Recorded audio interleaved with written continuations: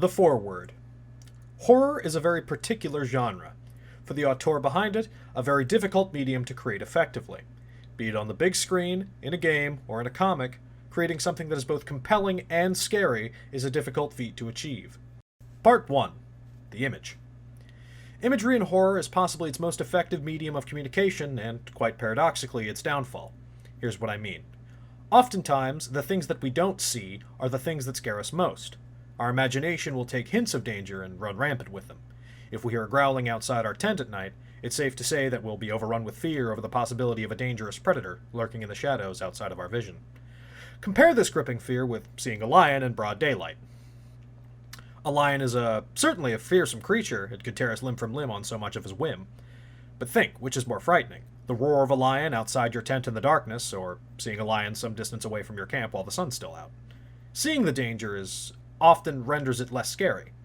But something that might hint at its existence, on the other hand, that's another issue entirely. Part 2.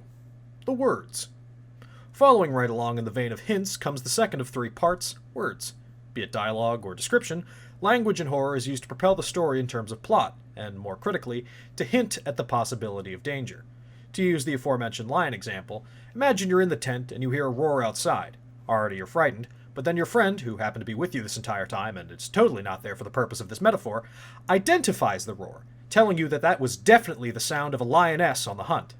You now have knowledge of the threat, but it's the sort that only serves to make you more scared. You know it's a lion, but not where it is, or if it's hunting you, or anything else. This disconnect between what you know and what you don't creates the critical element that makes horror truly terrifying: tension. Tension is created in visual mediums with the joining of these two elements, the things that you see and the things that you know that you don't see. Part 3. The medium. This section will be devoted to discussing specific examples from different mediums and how they intermingle visual elements with verbal elements. Subsection 1. Film. In film, there are no words to read, usually. The medium of film conveys a story through visual and verbal elements, usually taking the form of in-character dialogue, although sometimes there is narration. One of the best examples of these two elements working together to instill fear is in the final moments of the film Psycho. By the way, spoiler alert, the entire movie is going to get ruined if you keep listening. Okay, we're good. In the final moments of the film, the killer is sitting in a chair, looking menacingly at the camera. On its own, it's a little spooky, he's got the crazy eye going on, but not much else is at play here. However, once you add the voiceover track... Well, let them see what kind of a person I am. I'm not even going to swat that fly. I hope they are watching. They'll see, and they'll know, and they'll say, why, she wouldn't even harm a fly. The depths of his psychosis are revealed, showing us that he truly believes that he is his own mother, recontextualizing the rest of the entire film in a new and frankly terrifying light. Subsection 2. Comics. I would be remiss if I spoke on horror comics without talking about the legendary Junji Ito. I'll be real for a second here, his stuff chills me to the bone, and I'm not easily scared. His comics are terrifying, because not only do they have some of the most creatively awful imagery in the business, but because their premises are equally as terrifying. His stories read like episodes of The Twilight Zone, if Gene Roddenberry hated you and wanted you to have nightmares. The words on the page contextualize the imagery and thus force the audience into the horrible little worlds that he's created, which go beyond looking scary, but truly being scary. Subsection 3. Video games. Horror video games had something of a boom in the early 2010s, and while they've fallen off in recent years, the masterpieces of the genre are still sights to behold. The best series, in my humble opinion, is the Dead Space series, the first game of which holds some of the best examples of the intermingling of imagery and text to deliver a solid horror experience. Like the work of Junji Ito, the game is filled with imagery that is right out of a psych patient's nightmares. The necromorph enemies that fill the halls of the USG Ishimura still haunt me to this day, but it's not just because they look terrifying. The game is filled with audio, video, and text logs that tell the story of how the necromorphs came to be, and how they've wreaked havoc upon everyone unfortunate enough to meet them.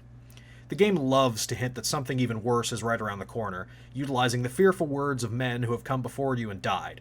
Once again, the lion analogy comes into play. You know there's a lion out there somewhere just waiting to kill you, but then you find a text log that says the lion has grown tentacles that shoot spikes that can rip a man in half, and that said lion is in the room adjacent to yours, and then you have to go in there.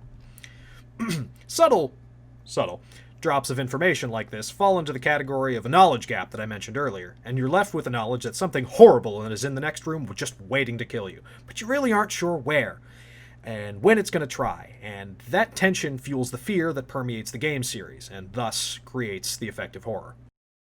Final note. Horror is a genre of media that adds an entirely separate element to your entertainment: fear. If a horror movie isn't all that scary, then it's really not a horror movie at all. However, if it's all scares and no plot, the piece suffers in the artistic department and you may as well just be looking at creepy images on the internet. Both fear and compelling stories must come together to fulfill the requirements of the horror genre.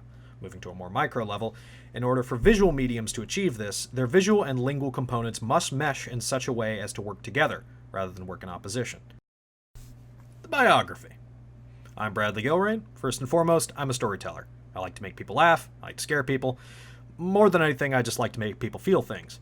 I've made and acted in a bunch of skits, which can be found on my YouTube channel. That's a shameless plug. I'm an English major with a focus in film, and I've attended the University of Florida for all of my higher education. I was born in Fort Pierce, Florida in 1999, and I've lived in Florida my entire life. I like to play video games, and I especially appreciate novel ideas in the departments of narrative and interactivity.